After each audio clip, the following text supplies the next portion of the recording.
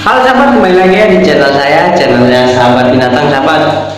Nah sahabat, pada video kali ini saya akan ngasih trik dan tip cara agar si burung betet liar ini bisa play to me ya. Nah sahabat, bagaimana caranya? Ikutin terus kegiatan saya hari ini bersama si Piko burung betet. Ya, dia masih agak galak, tapi begini juga nggak gitu. Nah sahabat, jadi bagi kalian yang belum subscribe, tolong di subscribe dulu, di like dan di share. Nah oke sahabat, jadi bagaimana caranya agar si burung betet ini mau play to me ya.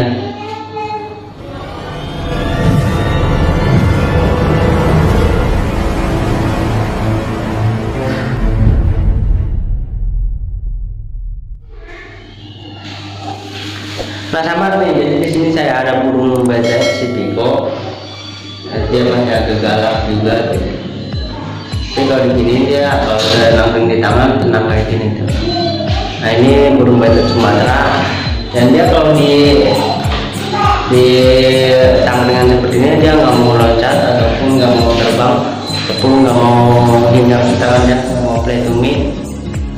Nah bagaimana caranya sahabat? Jadi caranya cukup simpel ya. Usahakan si burung betet ini udah respons pair dan dalam kondisi lapor sahabat ya. Jadi kita kalau bisa, kalau pengen benar-benar si burung betet ini jinak ataupun bonding, kita usahakan kasih makannya pakai jadwal makan sahabat. Biasanya saya kasih makan pagi, siang, dan sore sahabat. Nah jadi di setiap kali kita kasih makan, kita panggil namanya dan kita pancing-pancing agar bisa loncat sahabat, dan ke tangan hingga ke tangan sahabat. Dan si Piko ini masih baru-baru nih. Piko ini masih baru-baru, dia juga udah anteng di tangan. Dan dia kalau ditangkap yang seperti ini dia nggak mau loncat ke tangan. Jadi bagaimana caranya? Caranya kita nanti si Piko ini, si burung betet kalian ataupun burung betet yang mau dijinakin dan udah jinak dan mau play to me, nanti play to me, bagaimana caranya? Caranya kita kalau bisa cara yang nggak disukai si burung betet kita sahabat, seperti di lantai ataupun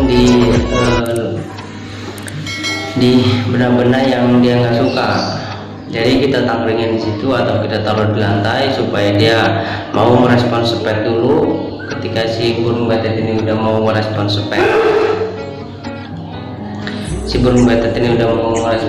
baru kita giring dia agar mau loncat ke tangan sahabat. Nah caranya jadi seperti ini. Jadi di sini ada caranya, jadi kalian tinggal ikutin aja sahabat. Nah jadi ini burung betet Sumatera yang baru beberapa minggu ya.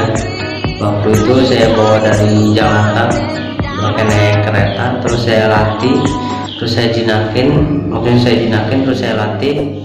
Dan si Piko ini udah mulai mau play to me sahabat. Cuman kalau di bagian sini dia masih belum mau. Saya masih latih tiap hari terus pakai dengan cara saya taruh di lantai ataupun taruh di tempat yang dia tidak suka agar dia mau merespon speknya dan mau hinggap di tangan, mau FTM ataupun play to me sahabat. Nah burung betet ini namanya si Piko. Jadi bagi kalian yang punya burung betet, beli burung betet liar, kita mau terus jinakin, udah jinakin baru kita latih, dari latih FTM terus ke reply, dan bisa aja kita latih trik juga sahabat. Kalau latih reply kita butuh proses lama, kita harus play to me dulu, latih spek dulu, latih agar dia anteng di tangan.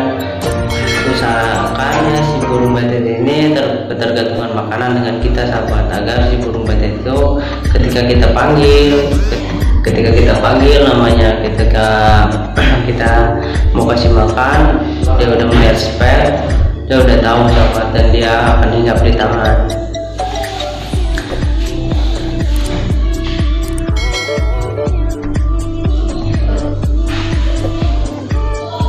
Dan cara menjinakinya juga cukup gampang sahabat, hanya dengan cara kita mandiin saja tiap hari, terus kita lulus dari betet dia, bisa jadi betet jinak.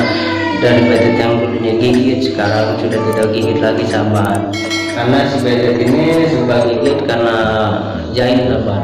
Di alam liarnya si burung betet itu sering gigit-gigit pohon, gigit apapun yang ada di hutan, karena buat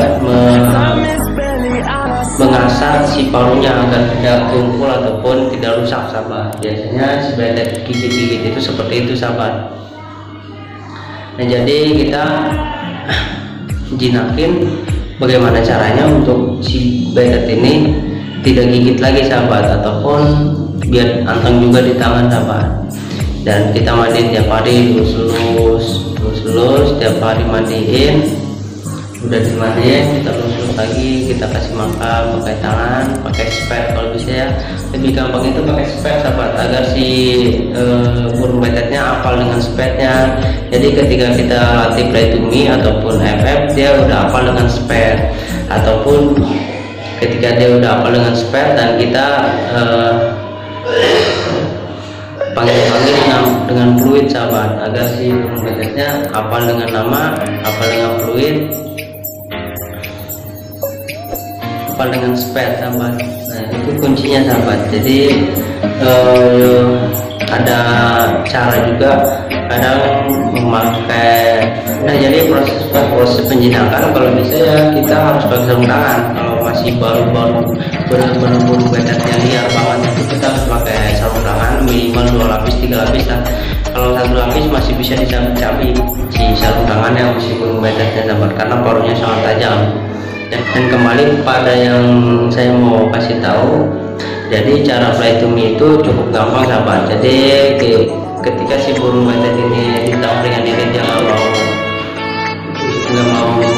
loncat ataupun nggak mau ATM, kita pancing si burung betet ini di tempat yang dia tidak sukai sahabat, seperti di lantai ya, kembali lagi di lantai, dan usahakan dia udah respon spek dulu, kalau nggak minimal nama kalau spek ya.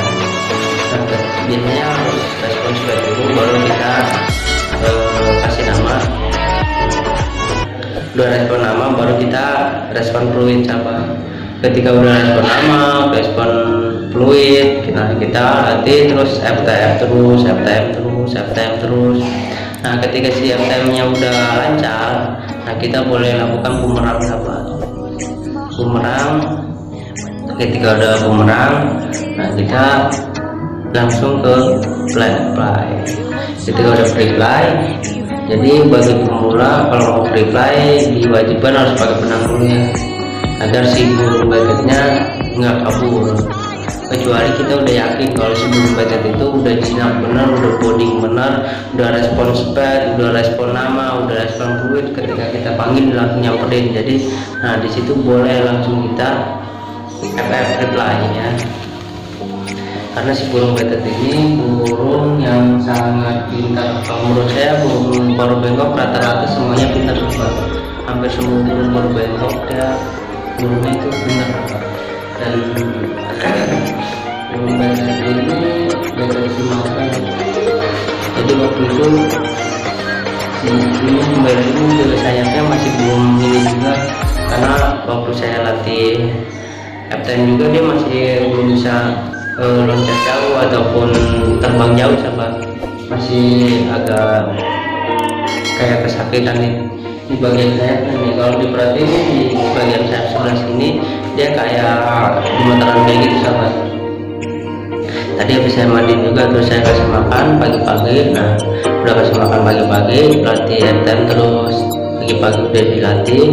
Nah kita masuk ke kandang lagi, ntar kesiangan, siang baru kita latih lagi FTM lagi, ntar sore baru kita latih tiap hari terus, dan gitu terus ya, sampai si burung betetnya benar-benar respon sama kita. Nah ketika udah respon baru kita ke reply ataupun bumerang dulu, baru dari bumerang baru ke reply.